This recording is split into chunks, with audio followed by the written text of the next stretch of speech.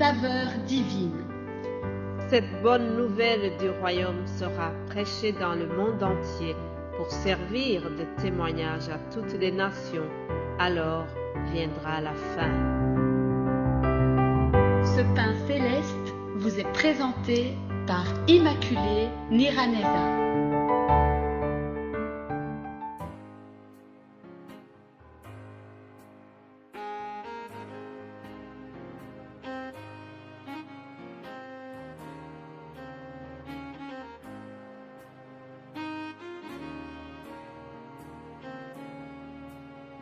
Shalom, shalom, mes bien-aimés de Dieu qui écoutent l'émission Saveur divine. Que la paix de Christ soit avec vous. J'espère que vous allez bien là où vous vous trouvez. Rendons grâce au Seigneur pour cette journée qu'il nous accorde. Chaque jour est une grâce que Dieu nous fait. Chaque jour est vraiment un cadeau qu'il nous donne. Je respire encore. Même si il y a des choses qui ne vont pas bien dans ma vie, mais l'essentiel c'est que je sais encore ouvrir la bouche et que je peux vous partager la parole de Dieu. Alléluia. Lisons le psaume 103 au verset 10 pour commencer nos méditations. Il est écrit: il ne nous traite pas selon nos péchés, il ne nous punit pas selon nos iniquités. Mais autant les cieux sont élevés au-dessus de la terre, autant sa bonté est grande pour ceux qui le craignent. Alléluia. La bonté de l'Éternel est grande pour ceux qui le craignent. Sa bonté dure à jamais pour ceux qui l'honorent. Sa bonté et sa miséricorde durent de génération en génération. Je le remercie pour cela. Alors, vous savez que cette semaine, nous sommes en train de voir comment être l'ami de Jésus-Christ ou bien comment être l'ami de Dieu. Aujourd'hui, je viens vous dire que Jésus veut que nous nous repentions. La repentance. Au travers ma voix, Dieu veut te dire: si tu m'aimes, repens-toi. Je répète, si tu m'aimes, repens-toi. C'est le titre de la vidéo que vous allez regarder. Alors, lisons l'évangile selon Luc. Nous allons voir une scène qui se passe dans une maison d'un pharisien. Je lis ceci. Puis, se tournant vers la femme, il dit à Simon: vois-tu cette femme? Je suis entré dans ta maison et tu ne m'as point donné d'eau pour laver mes pieds. Mais elle les a mouillés de ses larmes et les a essuyés avec ses cheveux. Tu ne m'as point donné de baiser, mais elle, depuis que je suis entré, elle n'a point cessé de me baiser les pieds. Tu ne m'as point versé d'huile sur ma tête, mais elle a versé du parfum sur mes pieds. C'est pourquoi je te le dis, ses nombreux péchés ont été pardonnés, car elle a beaucoup aimé, mais celui à qui on pardonne peu, aime peu. Et il dit à la femme: tes péchés sont pardonnés. Ceux qui étaient à table avec lui se mirent à dire en eux-mêmes: qui est celui-ci qui pardonne même les péchés? Mais Jésus dit à la femme: ta foi t'a sauvée, va en paix. Alléluia. Ta foi t'a sauvée, va en paix. Mes bien-aimés de Dieu, cette scène se passe dans une maison d'un pharisien qui s'appelle Simon. Ce pharisien avait invité Jésus à manger. Alors, la suite de l'histoire me fait réfléchir.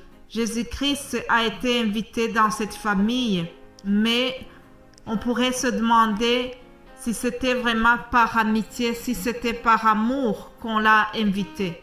Parce que, savez-vous que les pharisiens, durant le ministère de Jésus, ils ont essayé plusieurs fois de piéger Jésus-Christ. Alors je me demande si ce pharisien aussi n'avait pas comploté, n'avait pas fait un plan pour piéger Jésus-Christ. La suite de ce qu'il va dire nous montre qu'il n'avait pas vraiment beaucoup de sympathie pour Jésus-Christ.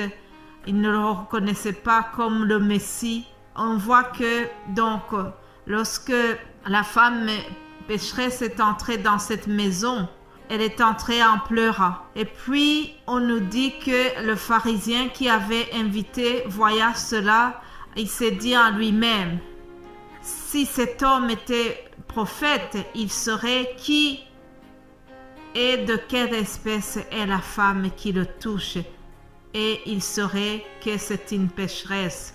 Vous voyez, je vous ai dit qu'il avait invité Jésus comme pour le piéger. Mais je ne vais pas m'attarder sur cela.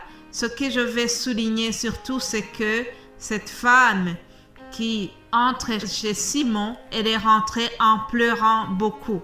C'est une femme de mauvaise vie, c'est une prostituée, mais remarquez qu'elle est rentrée en pleurant. Au verset 38, on nous dit qu'elle a tellement pleuré et qu'elle a mouillé les pieds de Jésus avec ses larmes, puis elle a essuyé les pieds avec ses cheveux. Mais bien-aimés de Dieu, tous ces gestes que la femme a fait, c'était une démonstration de sa repentance. Elle pleurait parce que elle était triste. Elle ne voulait plus rester dans son état de pécheresse. Il est nécessaire que si nous voulons nous repentir, la première chose à faire, c'est que nous devons à un moment être fatigués de notre état de péché. Si tes péchés ne t'ont pas rendu triste, il est impossible que tu aies des remords. On ne peut pas avoir les remords si on n'a jamais regretté le mal qu'on est en train de faire. Mais elle, on voit bien que cette dame, peut-être elle avait rencontré quelqu'un qui lui a parlé de Jésus-Christ. Peut-être qu'on l'avait évangélisé d'une manière ou d'une autre, mais lorsqu'elle entre dans cette maison, on voit que dans son cœur, il y avait déjà un changement qui est en train de s'opérer.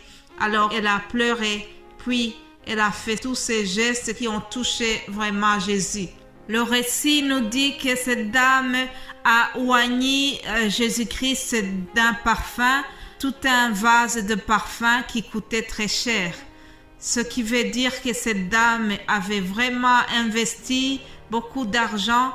Elle a versé du parfum aux pieds de Jésus. Faisons attention pour ne pas confondre cet incident qu'on rapporte ici, à ne pas le confondre à ce qui s'est passé en Béthanie près de Jérusalem durant la semaine de la Passion. La personne qui oignit Jésus était Marie, sœur de Marthe et la sœur de Lazare. C'est différent de l'histoire qui est rapportée ici. En effet, ici, l'action se déroule en Galilée et la femme qui est impliquée dans cette scène, c'est une prostituée. Donc, il faut différencier cette scène avec celle qui est rapportée dans l'évangile de Matthieu. Mais ce que je voulais souligner, c'est que malgré qu'elle avait la réputation d'une pécheresse, cette dame est venue en ayant une détermination. Elle cherchait le pardon venant de Jésus-Christ. Et Jésus qui connaît le cœur, Jésus a bien vu vraiment la disposition de son cœur et il lui a pardonné. Il y a une parole qui nous dit que les premiers seront les derniers. Ah, le pharisien, celui qui était supposé d'être vraiment religieux, d'être impliqué dans les affaires de l'Église, celui-là n'a pas été reconnu par Jésus. Jésus ne l'a pas remercié. Jésus a fait un reproche à Simon le pharisien. Alors il lui a dit, tu ne m'as point versé d'huile sur ma tête.